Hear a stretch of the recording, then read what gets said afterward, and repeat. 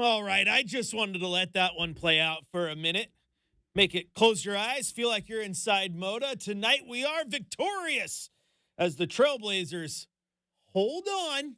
It got a little tight there. We're all a little puckered, if you feel me, but the Blazers grab the 134 victory over the Utah Jazz. Welcome into the fifth quarter. I'm your host, Chris Burkhardt. If you want to join the conversation with us today, 503-248-0620 is that telephone number. And of course, you can go to youtube.com, type in Rip City Radio, and get in on the chat there as well. Well, it was a game.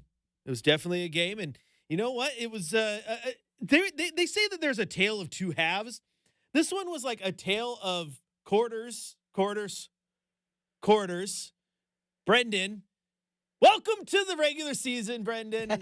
You know what? I told Shacker the other day, make sure you turn off Rich's feed. Brenden. In all fairness, that didn't happen to me the first game that I worked, so you can't bust me too hard. Strike one. Yes, I can. I won't, because it happened to me too all the time. But no, this was a tale of four quarters. Absolutely it was, because in the first quarter, the Blazers just couldn't get it going. The offense wasn't looking good. Defense was terrible. The Jazz started early. They were out to a 10-4 lead. The Blazers were just 2 of 8 from the field to start the game. A couple interesting notes. The first substitution pattern for Coach Splitter was Jeremy Grant and Blake Wesley. Usually it was Jeremy Grant and then Young Hansen was coming in. But no, he was messing with the rotations a lot today, which a lot of people were texting me and I was seeing on social. People liked he was messing with some stuff, wasn't just going with the normal rotations. That's good. But at the end of the first quarter, it was 43-33 in favor of the Utah Jazz. The Utah Jazz shot 60% from the floor in that first quarter, and the 43 points was the most in a single quarter all season versus the Trailblazers through 5 games. In the second quarter, they started to get hot. Shaedon Sharpe hit 3 3-pointers. They went on a 10-2 run at one point, and the Blazers took a quick 61-60 lead. I mean, Rayon Rupert, Duop-Reith were getting playing time, and the Blazers had a 79-73 lead at halftime after outscoring the Jazz 46-30 in the second quarter. At halftime, Jeremy Grant led your Trailblazers with 16 points. Shaedon Sharpe had 11. Denny had 10 points, 7 boards. Drew had 10 points and 6 assists. Lauri Markkanen had 19 points for the Utah Jazz. In the third quarter, it felt like it was just another great quarter for the Blazers. I wrote down in my notes, it was a hustle quarter. At one point, the Blazers had outscored the Jazz 25-13 at the 4:30 mark of the quarter and outscored them overall 38-25. They felt good going into the fourth. However, then the fourth quarter happened. The Jazz outscored the Trailblazers 36-19, and it was close late. As you heard the highlight there from Travis, they got a chance at the line. They miss intentionally. They don't get the rebound, and they fall 136-134. Taking a look at the box score, starting on the Utah side of things, Lauri Markkanen had 32 points, 5 rebounds, 2 assists. Kyle Filipkowski had 8 points and 4 rebounds, 18 points, 12 rebounds for Walker Kessler. Keontae George had 29 points and 8 assists. Svi Mikhailiuk had 7 points. And off of the bench, the Jazz were led by a former Trailblazer, Yusuf Nurkic, who had 13 points and 4 rebounds in 16 minutes of action, which, quite honestly, I love to see that from him. Finding little roles of rotation big, and he's playing it well. Now, on the Blazers side of things, Denny Avdia held below 20 points for the first time all season. He had 19 points, 9 rebounds, and 5 assists. Toumani Camara, a bounce-back game. He had 17 points, 5 assists, and 4 rebounds. 5 points for Donovan Clingan to go with 7 rebounds. 27 from Drew Holiday to go with 8 assists and 5 boards. 18 points from Shaedon Sharpe. Jeremy Grant, once again, leads your bench with 18 points. He had 10 from Blake Wesley, 9 points from Duop-Reith, who in that second quarter got hot, was hitting some threes. You look down the line, I mean, basically, if you were wearing a jersey, you were playing. Obviously, Wesley was in there. Rayon Rupert got time. Duop-Reith got time. Caleb Love played 8 minutes. Young Hansen played 4 minutes. Unfortunately, Matisse Thybulle played just a smidge under 5. He finished with 3 points and a single assist, and then he left the game with a thumb injury and did not return. Interestingly enough, for the Utah Jazz, they have now lost 3 straight games, or excuse me, not lost 3 straight games. They've dropped 2 of their last 3 games, but those 3 games have been decided by a combined 7 points. Needless to say, Utah finds ways to play close ball games. If you want to join the chat with us, 503-248-0620 is the telephone number. Of course, you can go to youtube.com, type in Rip City Radio, and join the conversation there as well. As Sean says, Blazers on track to win 49 games this year. Math is math, and okay, I get that. I like that. I like that. And the rousing rat, he's picking on me. He said the Blazers almost went full Hawaii.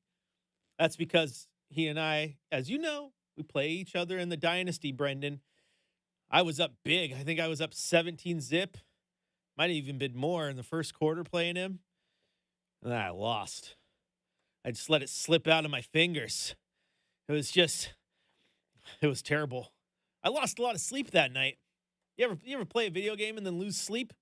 Yeah. 'Cause I did. I've also, just chosen to omit sleep for the case of video games too, Chris. So you know how that goes. Yeah. Or it's just like, NCAA 26 coming out tonight? Yeah, no, I'm not going to see much. Yeah, Dakota No. back did not sleep well that night. Wyoming took it to him. Just like the Blazers took it to the Jazz for most of this game, as Sean says. The Blazers need to work on their set offense. They struggled when trying to control the game at the end, which is a really, really good point, Sean. And it's also something that you heard Thiago Splitter say in the post-game press conference talking about late game. When we tried to slow it down, they struggled a little bit. And so it's obvious what the identity of the team is. The defense and the fast pace, just go, go, go, go, go. But when they do get to that slow it down point, then it can get just a little bit sloppy. I think that's where, ideally, you get Scoot Henderson back, because Scoot can slow that team down, run the offense a little bit. I mean, Drew can do that too, but you still need to just get everybody in there and on the same page.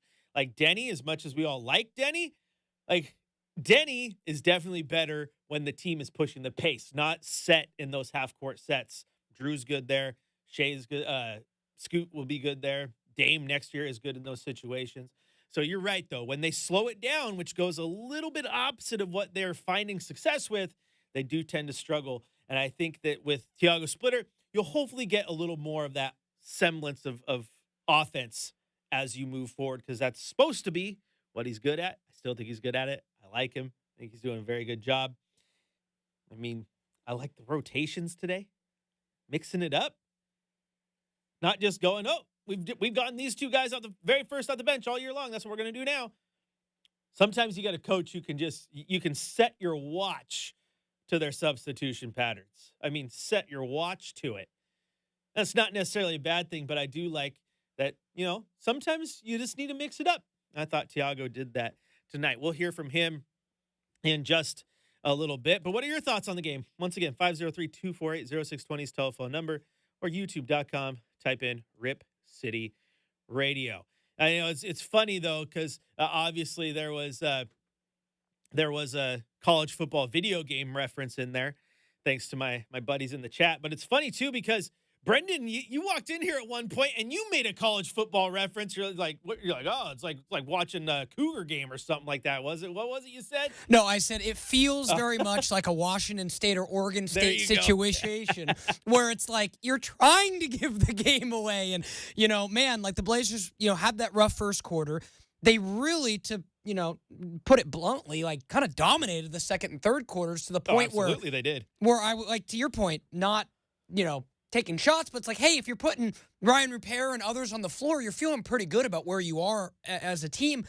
And then, man, just like the way that Utah just came on, Portland should just feel great. They were able to find a way just to get in, get out, run for the bus kind of a thing, and just be like, all right, Utah, we out. Because I got to give them credit. Will Hardy's team, they did not quit in that game, Chris. And while I think even it's possible that maybe the Blazers even kind of thought the game was a little bit on cruise control, Utah, they just kept getting to the line, man.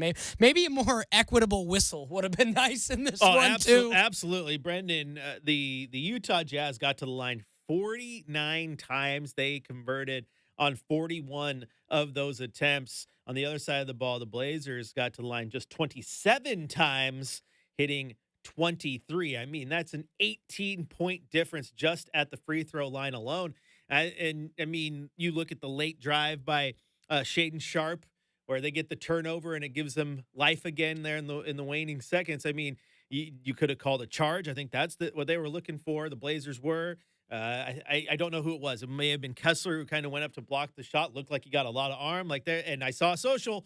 You know how social is. They didn't like the whistle at all. But that's a huge difference. Getting to the line 22 more times and converting 18 more times than the other team. Quite frankly, for Portland to win that game by 2 points when there's an 18-point difference at the line, I think shows the way you are dominating the rest of the game. I also thought in this game, they didn't win the battle, but I do think the Blazers played very, very well on the glass. They lost the rebound battle to Utah 46-39, but we're talking about a team that thus far in the league is the best on the glass. That is the Utah Jazz. They're rolling out like Philip Kowski, Walker Kessler, Lauri Markkanen, all pushing or over 7 foot.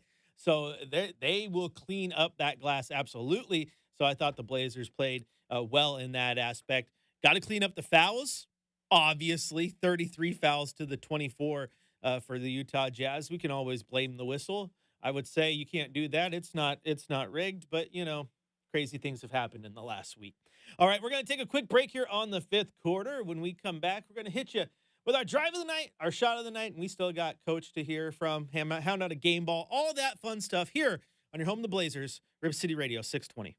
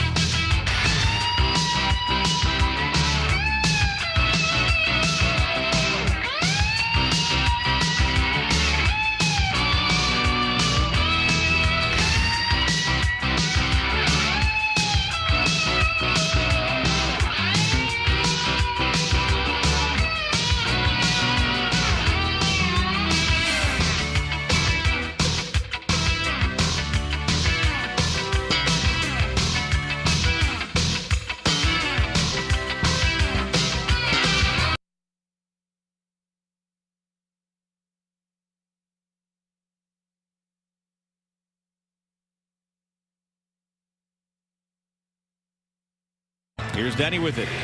Top of the key. Now he attacks. Drive. Stops. Here's Denny with it. Top of the key. Now he attacks. Drive. Stops. Slings it to Kamara. Open straightaway three. That's good. The Blazers needed that one. Third made three of the night for Kamara. He's got 17. 127, 116.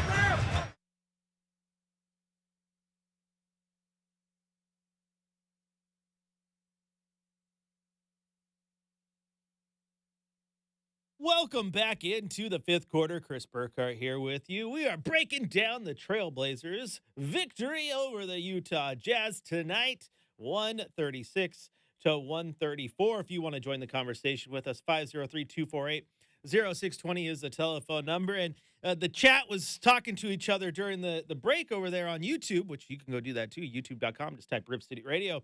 A lot of love for Drew Holiday. A lot of people pointing out, like, well, without Drew, we might have lost this game. And I've been saying that about him all year long. Is that presence? You can tell he knows what's going on. The mind's there. He makes smart plays. I can respect that. Love that from him.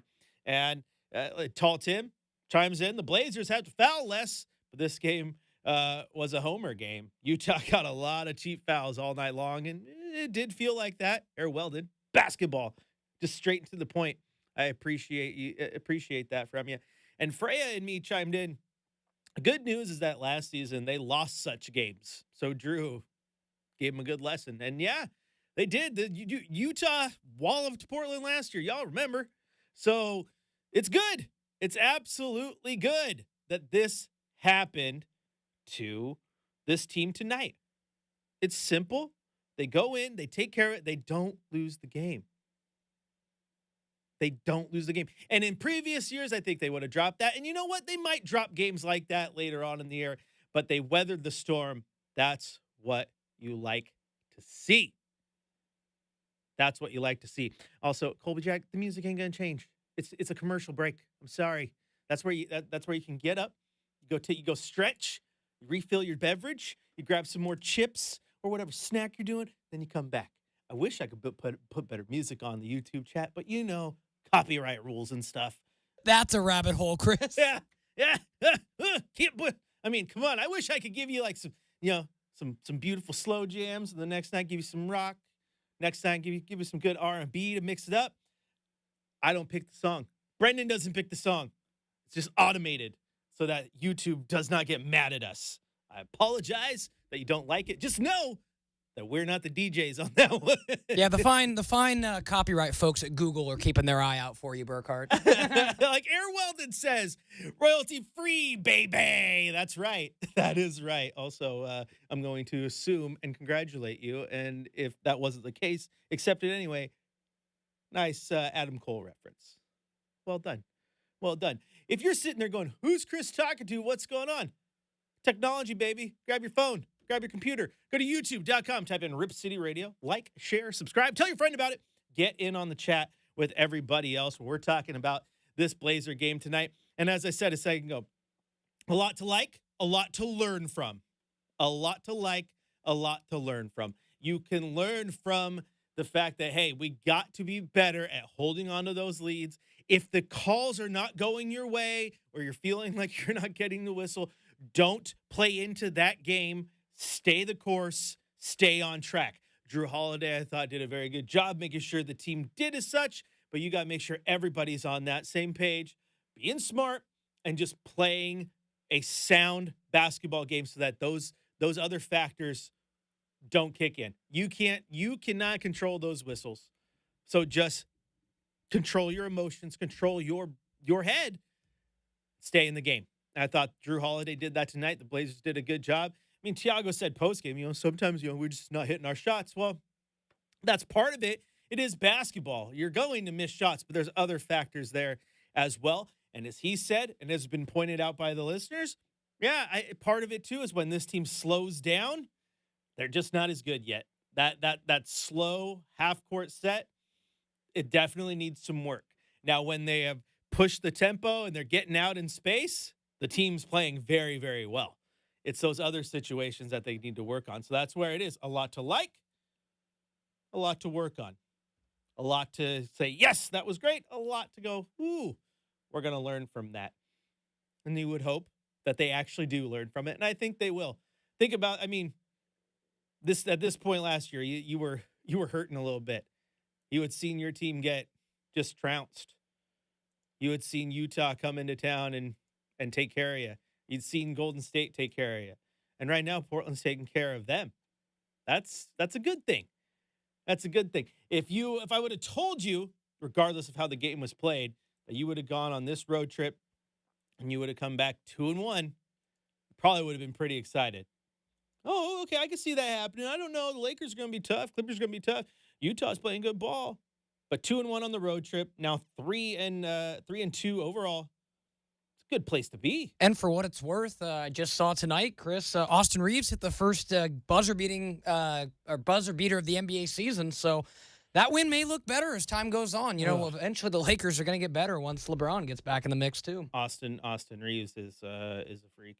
Also, those wins don't look better. This ain't college football, okay? I know you're stuck in college football brain, but you would say, "Oh, well, they beat the Lakers, and the Lakers are the fourth best team in the West." And every Laker fan on social media is going to point out, "Yeah, beat them without LeBron and Luka." Like, come on. I mean, it's fair. It's fair.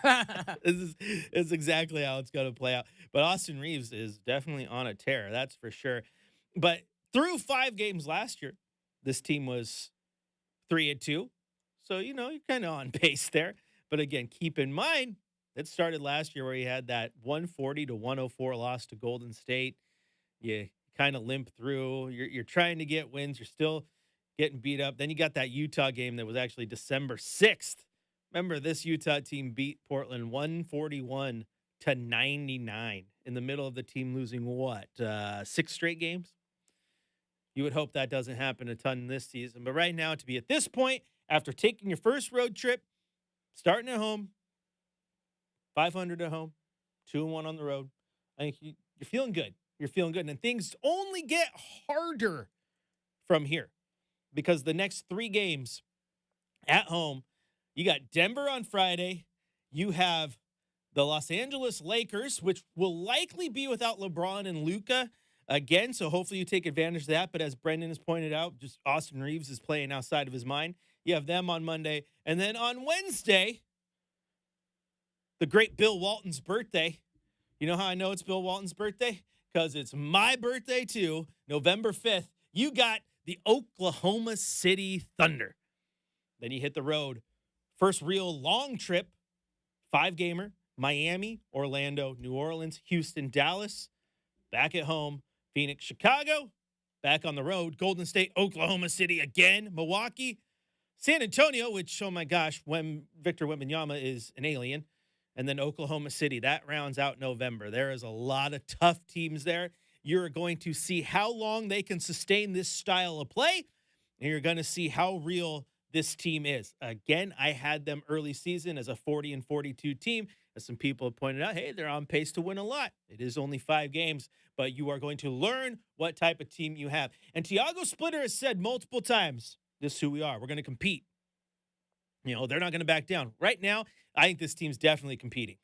They are competing. They are making these teams work. We got to go find the audio and see what Utah is saying about them in their post-game pressers, because every other team has been very complimentary of the defense they are seeing from this team. Now, Sean chimes in joking. Nurkic back to Portland on a vet min. Hey, he's playing well as a backup center. I like that. Hey, and you never know. Don't poo-poo it so much.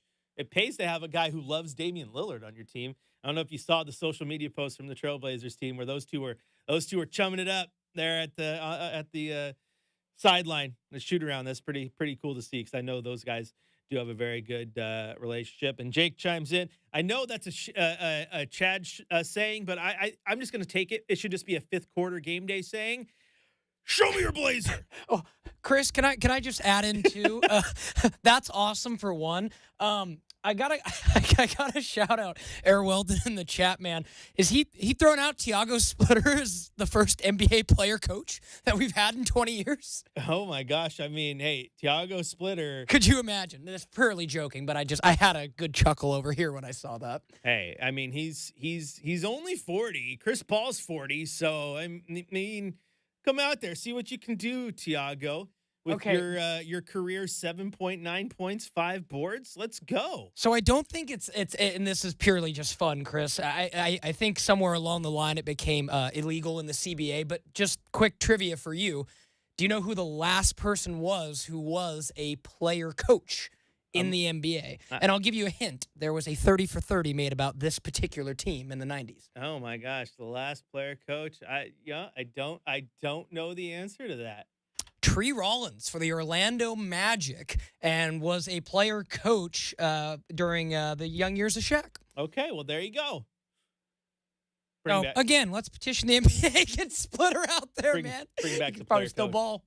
Hey, he still looks it. He looks young. I don't know how those knees will hold up. He hasn't played a game since like 2016, but I liked him when he was in the league. He was a good big. He wasn't turning heads, but man, he got the job done. Like I said, he's a basketball mind, which I like. But look at all these guys. The guys, your team wins a couple games, and everyone's just getting a little crazy, Brenden. Everyone's getting a little crazy. Oh, what's Sabonis up to? Maybe bring him back in. No one said that. I did. But Air Weldon is a little crazy. Hey, make sure my buddy out there, Air Weldon, Air is in your name, okay? And it ain't because you're Air Jordan. You got those old wash knees like me and Tiago, okay? It's air because you need it. So when you're up there in the press box at Rex Putnam doing the PA for those football games, running scoreboards and stuff, need you to open up the window a little bit. Get some of that oxygen to that brain, kid. Oh, he's probably gonna text me now, like, "What are you talking about?" No, Air Weldon's awesome, man. I'm glad you're in the chat, having some fun with us. Ryan drops a Lenny Wilkins. Was that the answer to your question? Oh, Lenny Wilkins was great. He was awesome. Someone said they wanted Nurk back. We don't need marshmallows. We need boulders. Hey, he did have a good game tonight. Nurk is what he is now, though. The thing is with Nurk is he's a rotation big. He's not your starting center anymore. And the unfortunate part about that is we could joke about Nurk all we want. I firmly believe this. There's no evidence to actually prove that, but I firmly believe that Yusuf Nurkic pre-leg injury and Yusuf Nurkic post-leg injury are two completely Yusuf Nurkic. Oh, I will stand on that hill with you, Chris, and toot out the horn for all of Portland to hear. It's one of those unfortunate things. I think the potential for that Blazers squad with Nurk I would need. I'm purely paraphrasing, Chris, but the game he got hurt was, I think, one of Nurkic's most effective games against, I believe it was Brooklyn, and had something like 30-some points, 16-some rebounds, like 12-some assists, and was just balling. And then, obviously, the injury, and, we kind of saw what happened after that, and, everything else that happened. But I agree with you. I think, that sign behind your head that you've replaced a B with, Chris. I remember being at Moda Center when I was still in my college years, coming up with my buddy because we were like Nurk fever, man. So I get it. But, that was also what, like 8 years ago, 9 years ago now? Well, a lot's changed in the NBA since. Don't do that. I don't need you dating me like that. Okay? Hey, I'm dating myself too, Burkhardt. I was telling you how I'm feeling old earlier. They made the Western Conference Finals in 2019. What? Oh, my gosh. That's painful. But you're right. Nurk fever, though. Nurk fever was something. I remember we were doing all the live shots, on location shows at the different Blazer watch parties and like CSN at the time. NBC Sports Northwest had made those shirts that said Nurk fever because Nurk fever was a thing. They had the band from Bosnia that made the Nurk fever song, if you remember that, which was unfortunate because I did a lot of legwork. I had contacted them and actually got a response back from their manager, and we were going to have them on our pregame show the week after he broke his leg. Like we had worked all this stuff out for like a month. We had them lined up. They were going to come on and be live from Bosnia. Like they're like, yeah, big time difference. We don't care. That's really awesome. And then that unfortunate injury happened. And first off, Brenden, before we go to break here, let's shout out your absolutely massive basketball brain. I was in that arena. I do not remember a darn thing about the stat line, but you just called it out. He had 32.16 boards. And what were the assists? Just five assists. Okay, I knew I was off on one of them. He had 5 assists, 2 steals, and 4 blocks. Yeah, it was just one of those things, Chris, where, you said you were there. I happen to remember being at a Oregon State women's basketball game and literally streaming the Blazer game on my computer, and then ultimately being in the press conference when my buddy looked at me and he's like, "Dude, Nurkic just went down." Yeah. And it still is so vividly burned into my brain that night and the following morning. Just tough. Thankfully, I was looking at my computer at the time, so I did not see it. If you were in the arena, you could hear it. And I'll never forget hearing the hush of the crowd. And Chad was sitting right next to me, and he just goes, "He broke his leg. He broke his leg." And I'm, "What?" And I mean, the look on Chad's face, oh my gosh. That I'll never forget. I didn't remember the box score. And for obvious reasons, my job after that was a little crazy. Oh yeah. Because content, we're content creators and we have to make content for post-game shows and our social and our website. And you got to tread lightly because it's a nasty little injury. Oh, it was tough. And then, to that point, Chris, I can still remember, what was it?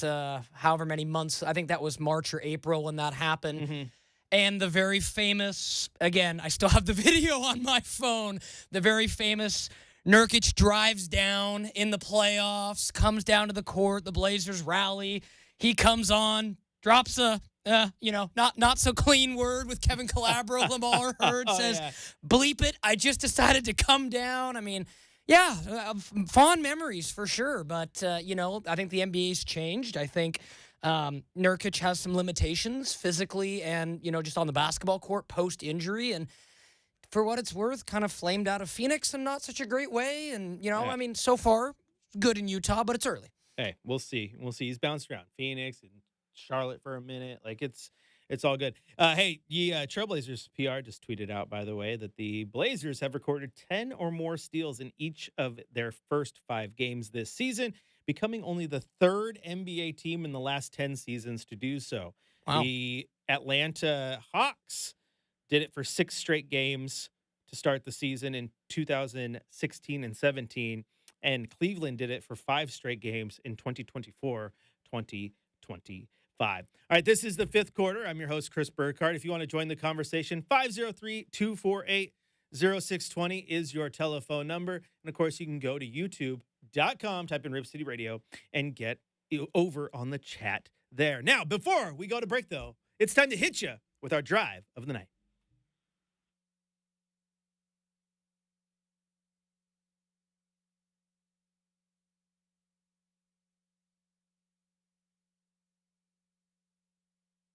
Screen, looks for Kessler underneath. Blocked by Klingon. Loose ball grabbed by Avdia. Into the front court behind his back. Drives to the rim and lays it in. Spectacular dribbling by Denny Avdia for the pair. 86-76. Blazers in front.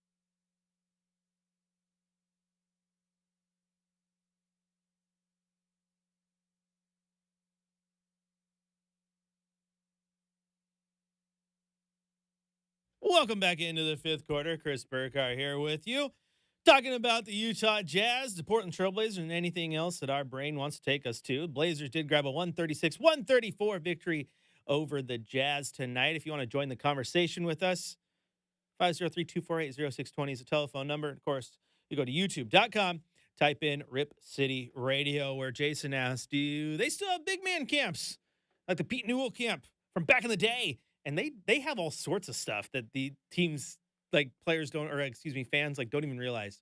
These players go to a big man camp, they'll go to a shooting camp, their conditioning camps. It's all hoop all the time. They have them. It's just a matter of finding them. What else we got? Let's see. Yeah, Rick Mahorn is a badass. He is a BA. And Sean did ask, is there any update on Thibel's injury? Not as of yet. He did leave the game with a thumb injury. I did not get a chance to see it or the replay or exactly what happened, but it was just announced that he was injured and will not return. Left thumb injury is all we know at this point, but as soon as we get an update, we shall inform you. All right. You've heard a lot of me talking. I want to hear what Tiago Splitter had to say after this game. It is time now to go to the Coach's Corner.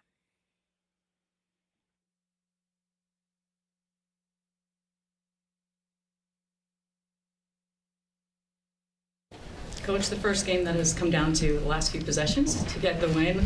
I asked Jeremy this week, is this a character-building victory? Definitely. I think we should have finished that game in a better way, but it's what it is. But we, those last 15 seconds, whatever it was, that we have to foul and just be smart of the ball, the free throws. We did a great job. But in general, we had a good game, 34 assists. Everybody playing hard and feeling good out there and helping the team to win. Is that a little bit more what you've been expecting from Shaden tonight? Yeah, Shaden had a great game. It's just moments of the game that you don't feel it, but he was kind of like limping a little bit, don't feel great. So I just taking care of the minutes a little bit. A bit of a rough start for you guys tonight. You were down 10 going into the second quarter. Yeah. I think you were down 13 in the first quarter at some point in time. What were you guys able to do in the second and third quarters to kind of turn that around? Yeah, it's a little bit the way we play, right? Like it's a run. It's going to be a bunch of runs both sides. So we got to be patient sometimes, and we might go down 10. And then we made a run, and then we finish up in the half. So it's a little bit the way we play. It conditioned to those big runs because you play fast. Sometimes you create turnovers. Sometimes you turn over the ball, and they come back and they shoot threes and all that. So that's a very talented team. They have shooters all over the court. It's very hard to defend. Like I said, even we up 20. I was not comfortable right out there. So it's a tough team. What do you think led to blowing that big lead at the end? I think it was 6 minutes left. We tried to slow down a little bit, and then we missed shots. We were open. I think Drew got a couple, Tumani got a couple, Shaden got a couple. We just missed shots, and they got the momentum back.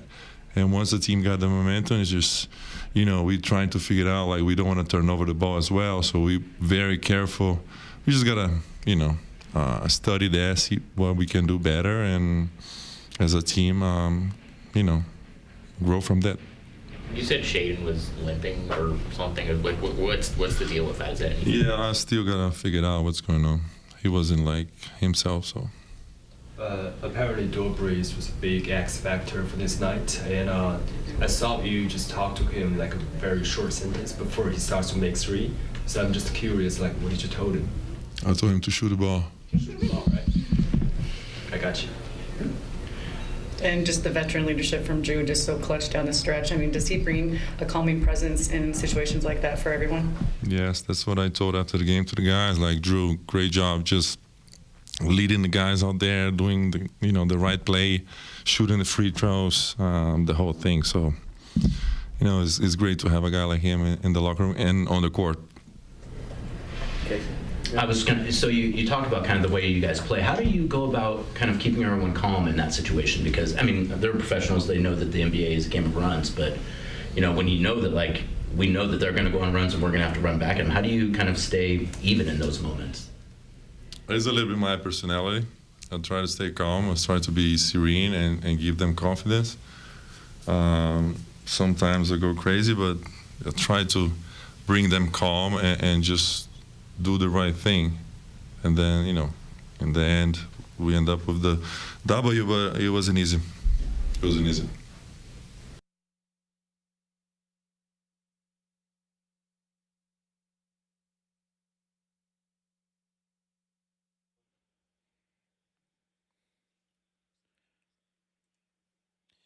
All right. There you heard from Thiago Splitter. And interesting little note there. Said the Shea was limping a little bit, so he was trying to monitor his minutes, just wasn't feeling himself. Shea still did have a pretty good game for your Blazers tonight. Pitched in 18 points, 4 rebounds, and just 1 turnover. So that's not terrible, but hopefully it's nothing major for him. And yeah, that's what you want. Now it is time, though, to hand out a game ball. Who the heck could I hand a game ball out tonight? Who has been the talk of social media? Who has been the talk of everything that people have said in the YouTube chat? Who was the talk of the post-game presser there a second ago? There's only one person to give the game ball to. That is Drew Holiday. 10 of 16 from the floor, 3 of 8 from the three-point line, 4-4 from the line. He had 5 rebounds, 8 assists, and 27 points. Not a bad night at all. If you want to join the conversation, 503-248-0620 is the telephone number. And, of course, you can go to youtube.com, type in Rip City Radio. And speaking of the phone lines, we're heading out to St. Helens, where Robert is on line 1. Robert, welcome into the 5th quarter. Hey, I know they played tonight. They got sloppy in the last quarter. Hey, it's basketball. They got a little sloppy, but they won the game. That's all that matters. Yeah. And I like the new coach. Good. I like I don't want contact. Well, I like Thiago, and I think Thiago is going to be just fine, Robert. I do too. Yeah, he's absolutely great. And you know what, Robert? Let me just tell you, sloppy play, it happens. As you heard Coach say there, man, it's just the last 6.5 minutes. They tried to slow it down. They took advantage. That's just is what it is sometimes. Now, I do think, Robert, that I agree with you. It was sloppy. Everybody that I've talked to tonight, my text messages, my buddies, and the socials, yep, they agree it was sloppy too. But as I've said a few times, this is hopefully the type of game you learn from and learn to be better in those situations, right? And Air Weldon, by the way, may have just had one of the best comments of this early season. Drew Andre Miller Holiday. That is a comp right there. That's what it feels like. See, when you had Andre Miller here, it was just like Andre Miller was just he was just money. And he's just so smart. And I like that. I absolutely like that. And now they're calling him Uncle Drew. I like Uncle Drew. Got to respect your elders. Ryan says he's not that old. Hey, everybody, it's everybody as an Islander, everyone's auntie and uncle, okay? And he can be Uncle Drew. I mean, heck, Uncle Wes, Uncle Dame, Uncle DC, or nah, DC's way too young. I just call him Cuz. What's up, Cuz? Brenden, you're too young. You're just Cuz. For what it's worth, Chris, like we said, it is still. I'm still getting used to being an uncle myself. So there you go. There you go, Unc. Oh my gosh. So yeah, just things to like, things to pick apart. As Tall Tim says, the passing in the paint was painful tonight. Too many pocket passes was really big dudes with huge arms. Was not a good move. Thank goodness the 3 was falling. And yes, the 3 indeed was falling. Blazers 21 of 55. That's pretty wild. 55 of their 96 shots from beyond the arc. All right, that's going to do it tonight for the 5th quarter. Thanks to everyone for tuning in. Blazers will be back at it on Friday, 7 o'clock tip against the Denver Nuggets.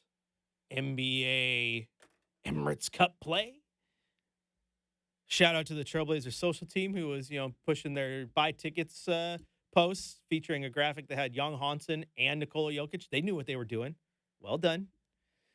But they'll be there Friday. Tip-off at 7, which means I will have game day for you starting at 5 o'clock. Once again, final score from the Delta Center in Salt Lake City. Your Portland Trailblazers 136, the Utah Jazz 134, as your Trailblazers improve to 3-2 on the season. Brenden, thanks for everything tonight. Appreciate you, boss. Till next time. I learned a lesson with Brenden tonight. That is, his metabolism moves fast. It doesn't fill his stomach. I don't need to buy meals anymore. I'll just eat his leftovers. I left the room. I came in and there was like 20 fries and a little bit of ranch dressing left. Just remember who your friends are, Chris. Hey, he takes care of me. He takes care of me. Hey, Rip City, thanks for tuning in. We'll talk to you on the next one.